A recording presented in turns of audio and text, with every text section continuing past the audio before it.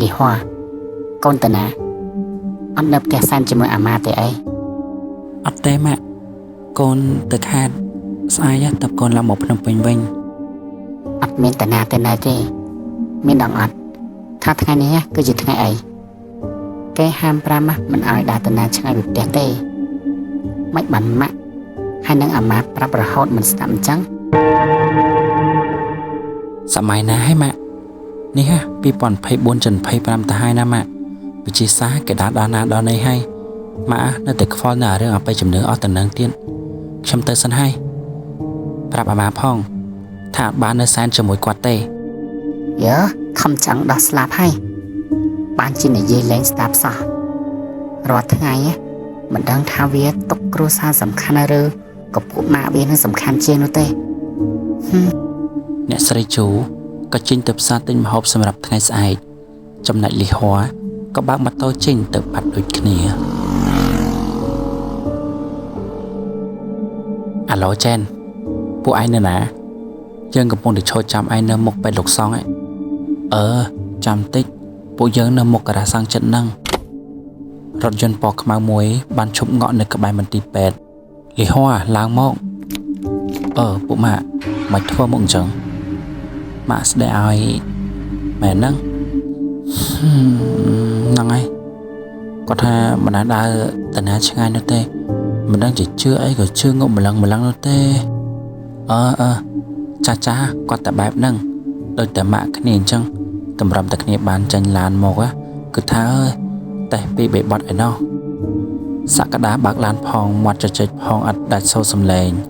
រីឯនាយរត់វិញដេកហៀទឹកមាត់កក្លាក់នៅលើសង្សាររបស់ខ្លួនគឺដាវ៉ាន់ពីរនាក់នេះស្លាញ់គ្នាចេញចូលផ្ទះគ្នាចលឡានដូចប្តីប្រពន្ធទៅហើយតែថានាយរត់ក៏ហៅម៉ាក់របស់ខ្លួនរហូតថាដាវ៉ាន់គឺជាបេដេជឿទៅបេដេស្អីឃើញស្រីមិនបានអញ្ចឹងនោះចំណែកលីហោវិញអង្គុយមើលទៅក្រៅទាំងទឹកមុខក្រញ៉ៅ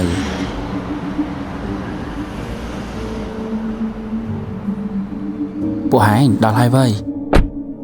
អើយដេកមិនតាន់ឆ្អែតផងនាយរត់ពឹងទ្រូង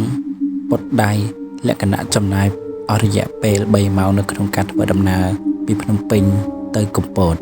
ហែងដេកទៀតទៅមិនដេកដល់ជាតិក្រោយទៅឈួតលីហោបងប្អូនហែងមកលេងមែនបានហែងមួម៉ៅម្លេះបានហើយអូនជួយយករបស់នេះនឹងអានបានតែ check in ដាវ៉ាន់ឆ្លីសក់ក្បាលសង្សារឡើងសំពេញសំពងបងនិយាយតែមកបានហើយដៃហ្នឹងតិចបាក់មានដឹងអត់ថាប្រហែលម៉ោងទៅគៀបសក់ហើយបងសំទោសទៅលឿនឡើងមកដល់រីសតនៅក្បែរមាត់ទឹកមួយកន្លែងទីនេះមានដើមឈើលំអគ្រប់កន្លែង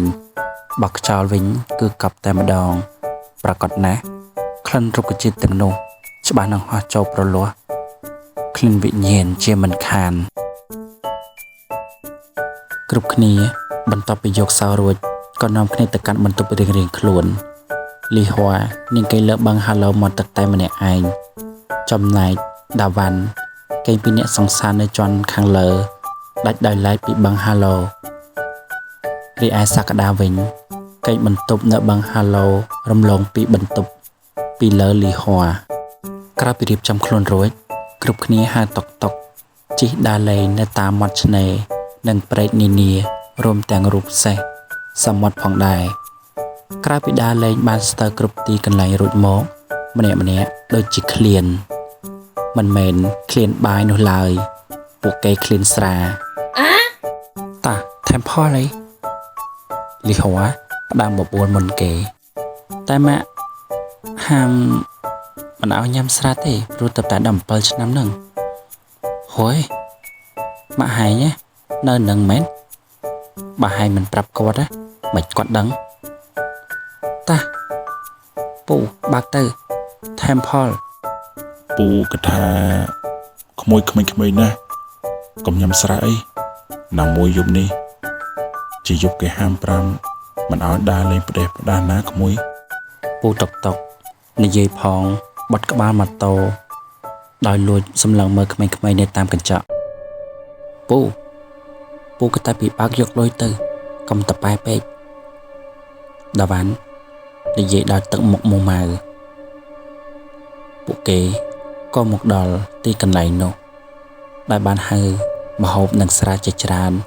ដាក់ពីពេញតុដោយការញ៉ាំស្រារៀងច្រើនគួរសមលីហួរក៏ទៅបន្ទប់ទឹករោគក្អួតចង្អោរគ្រប់សកម្មភាពដែលនាងដើរគឺតែងតែមានភ្នែកលួចសម្លឹងតែនាងធ្វើជាមិនដឹងហើយដើរមកផឹកបន្តក្រោយផឹកគ្រប់គ្នាស្រវឹងជោគជាំហើយក៏ហៅតុកតុកតាមអេបក៏ប៉ុន្តែគ្មាននរណាម្នាក់ព្រមទទួលឡើយពួកគេក៏សម្រេចចិត្តទៅរីសតវិញទាំងត្រេកត្រោតតាមផ្លូវដើរបានពាក់កណ្ដាលផ្លូវសក្តាដាវ៉ាន់និងនិរ័តបានបាត់ស្រមោលឈឹងនៅតែលីហោតែម្នាក់ឯងនៅកណ្ដាលផ្លូវនាងស្វាងចេះឈរញីភ្នែកព្រោះវ័យគ្រប់យ៉ាងបានប្រែផ្លាស់ទាំងស្រុង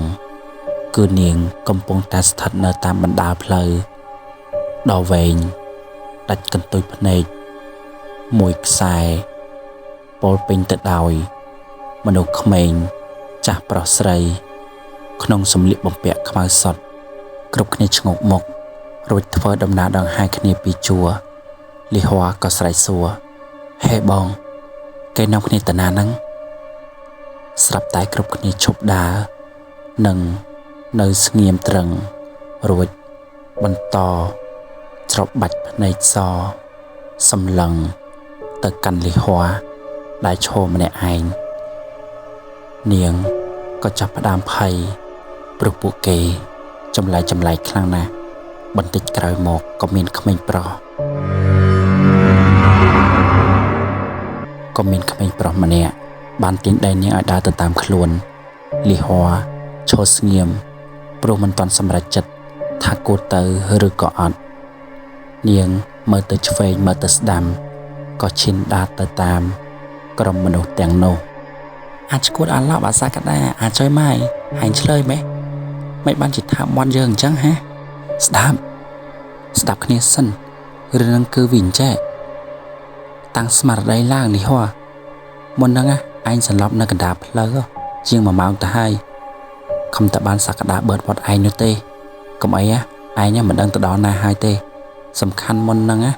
ឯងឆ្លៀកក្បាលសក្តាដូចជាស្រួលណាស់អញ្ចឹងពួកម៉ាក់ឡប់ពួកឯងនេះរកចិត្តណាស់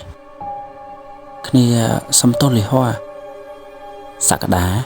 នៅតែបន្តសំទោសនាងរហូតដល់នាងបាត់ខឹងហើយក៏នាំគ្នាទៅសម្រាករៀងខ្លួនអ្នកណាគេហ្នឹង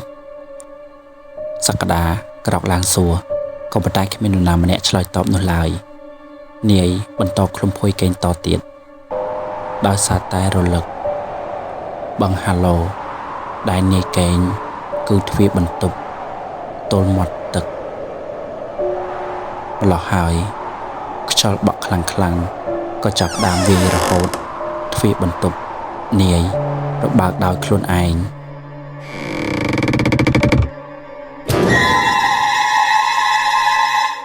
យីខ្យល់ចង្រៃនេះខ្វះពេលបក់មែនសក្តាឈានជើងដើរទៅទាញទ្វារបិទតែមុននឹងបិទនាយក៏ឈានជើងចេញអត់ទៅមើលព្រោះមុននឹងក៏មានសំឡេងគោះទ្វារផងដែរ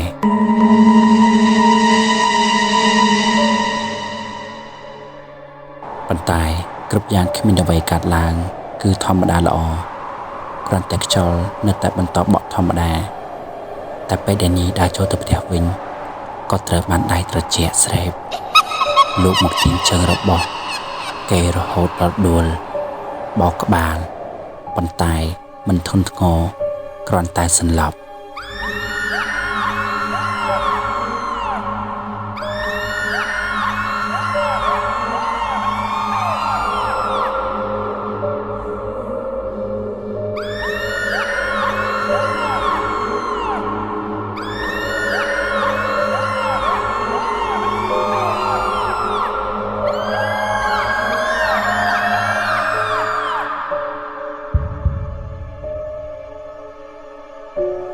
ទុំម៉ោង2រំលងអត្រាតដាវ៉ាន់កំពុងតែកេងលក់ស្កប់ស្កល់ក៏ភ្ញាក់ឡើងដោយសារតែសំឡេងយំខ្សឹបខ្សួលដាវ៉ាន់ក្រោកដើរលបទៅក្បែរមាត់បង្អួចព្រោះនីរ័ត្ននាងកំពុងតែឈរយំនៅទីនោះដាវ៉ាន់ដើរទៅកាន់តែចិត្តរឹតតែត្រជាក់ស្រើបព្រឺឆ្អឹងខ្នងនាយក៏លូកដៃចាប់ស្មាអូនមិនអីទេមែនទេជួយខ្ញុំផងយកខ្ញុំទៅផងខ្ញុំវង្វេងផ្លូវហើយបែរមកមិនមែនជានិរ័ត្នឡើយនាងកំពុងតែកេងនៅលើគ្រែឯណោះខាងនេះបែរមកគឺខ្មៅងងឹតមើលមិនយល់ថាជានរណានោះឡើយដាវ៉ាន់ស្រែកមួយទំហឹងរហូតដល់និរ័ត្នភ្ញាក់ដឹងខ្លួនហើយក៏មកលងសង្សារបងកាត់អីហ្នឹងមានរឿងអីមែនបងអត់អីទេអូនបងប្រហែលជាស្រវាំងភ្នែកតែយើងឆាប់កេងឡើងវិញ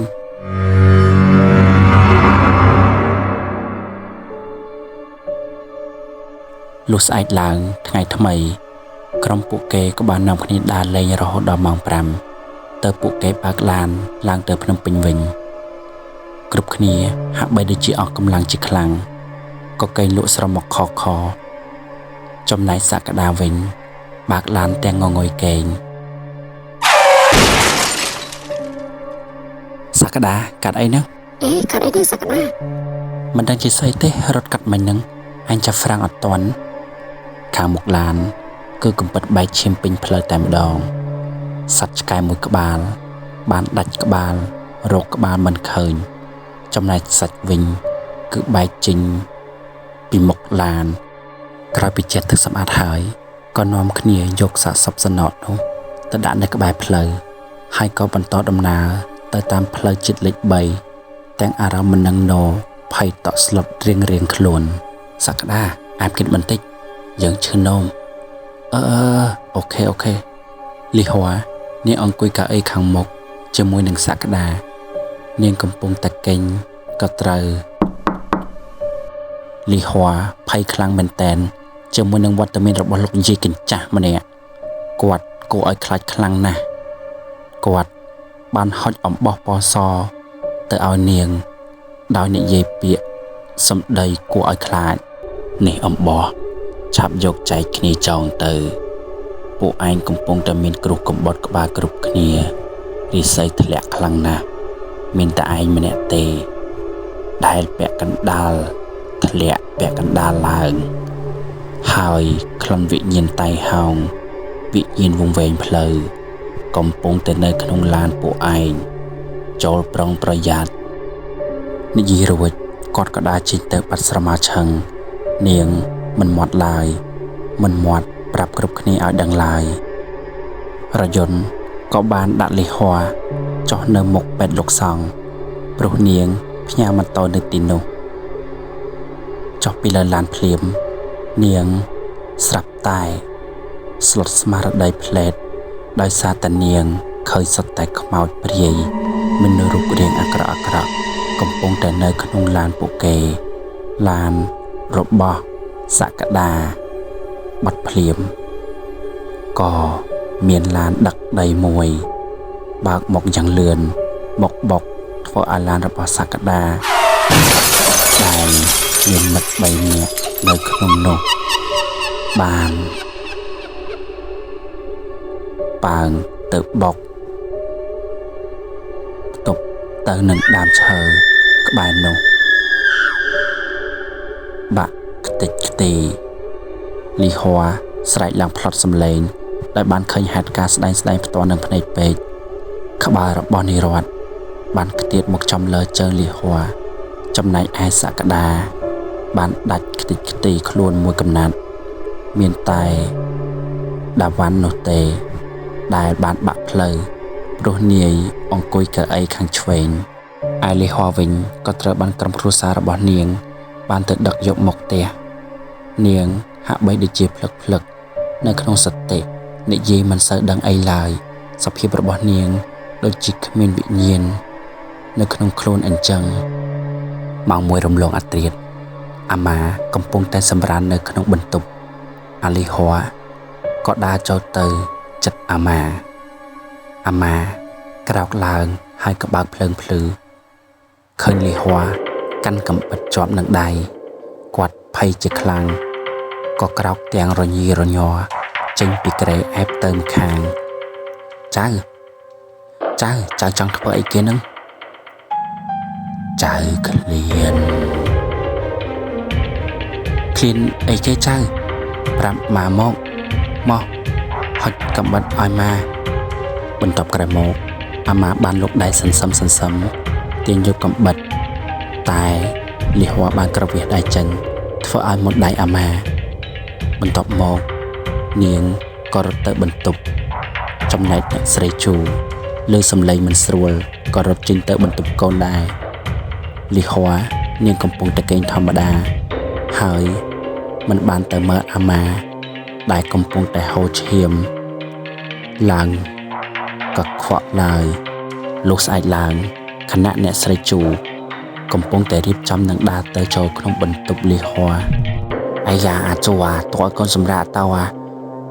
ហើយឯងមកតាមអាម៉ាមកអាម៉ាបានហៅអ្នកស្រីជូមក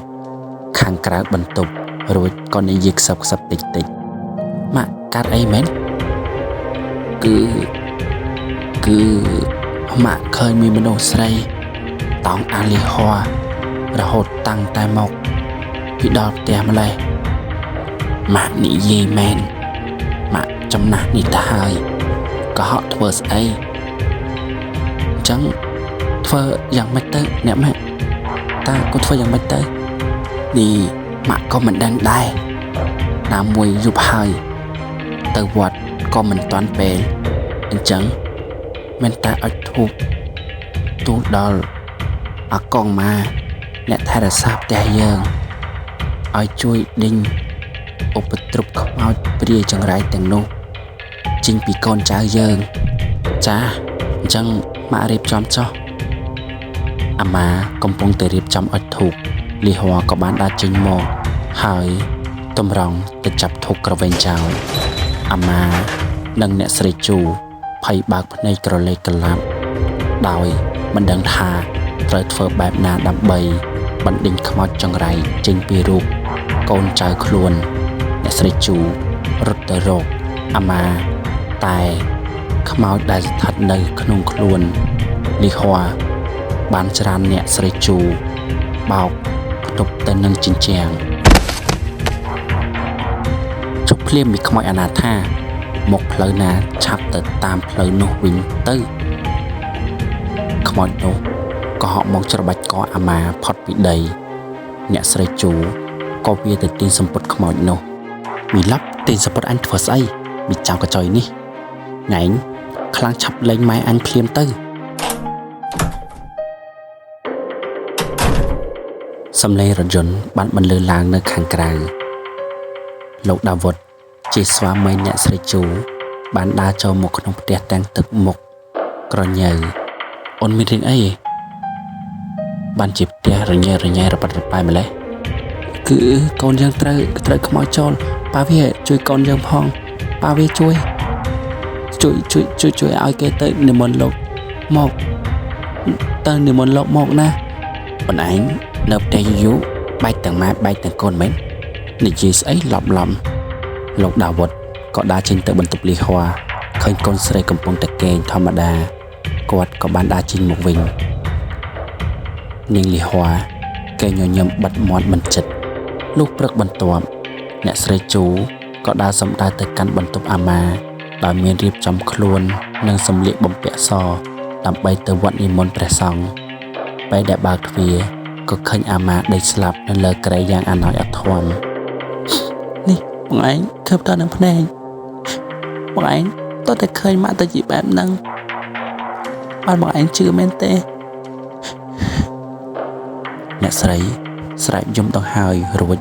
ក៏រត់ទៅអោបម៉ាក់ដែល ត្រូវបានកាប់បិទកាប់សោះសាច់ចំណែកខ្មោចនៅក្នុងរាងកាយរបស់លីហួរក៏ត្រូវលលាយបាត់សាបសូន្យដោយសារតែធ្វើពិធីខ្លះអំពីលោកគ្រូសង្ឃជួលល្បីមួយអង្គដែលនៅក្បែរភ្នំអូដុង